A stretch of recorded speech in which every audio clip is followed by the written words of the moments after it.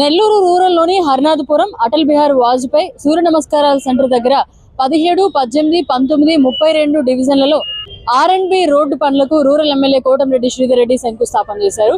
అనంతరం ఆయన మీడియా సమావేశం ఏర్పాటు చేసి మాట్లాడారు.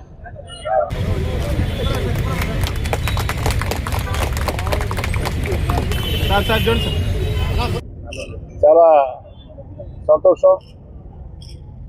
నెల్లూరు రూరల్ నియోజకవర్గం విఆర్ కళాశాల సెంటర్ వద్ద నుంచి రామలింగాపురం అండర్ బ్రిడ్జి, అటు రామలింగాపురం, హర్నాథపురం, ఆగుతోట, గొడ్డిపాళెం, ఏదైతే నారాయణ గారి హాస్పిటల్ వరకు ఈ యొక్క రోడ్డు నిర్మాణం దాదాపు 3.5 కోట్ల రూపాయల వ్యయంతో ఈరోజు శంకుస్థాపన చేసుకున్నాం.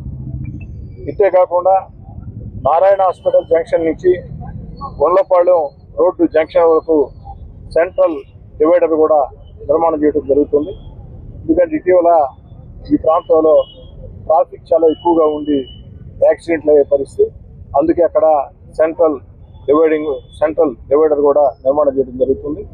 మొత్తం కూడా 3.5 కోట్ల రూపాయల వ్యయంతో ఈ యొక్క పనులు ప్రారంభిస్తూ ఉన్నాం.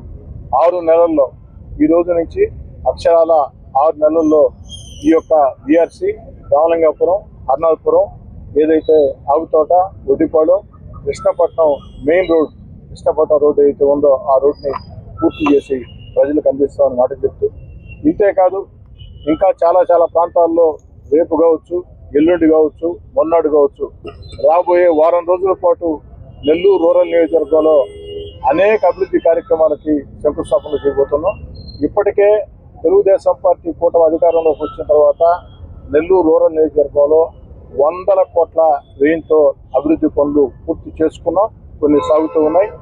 అంతేకాకుండా ఇటీవల కూడా 300, గతంలో ఏ విధంగా 339 పనులు 42 కోట్ల వ్యయంతో 60 రోజుల్లో పూర్తి చేసి ప్రజలకు అందించాము.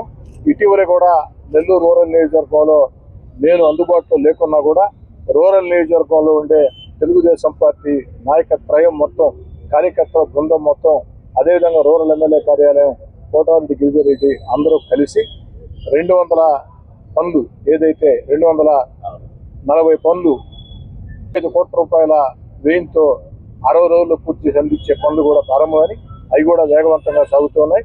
అదే కాకుండా ఈ యొక్క వారం రోజుల్లో కూడా రూరల్ నియోజకవర్గంలో విస్తృతంగా అభివృద్ధి కార్యక్రమాలకి శ్రీకారం చుట్టబోతున్నాం.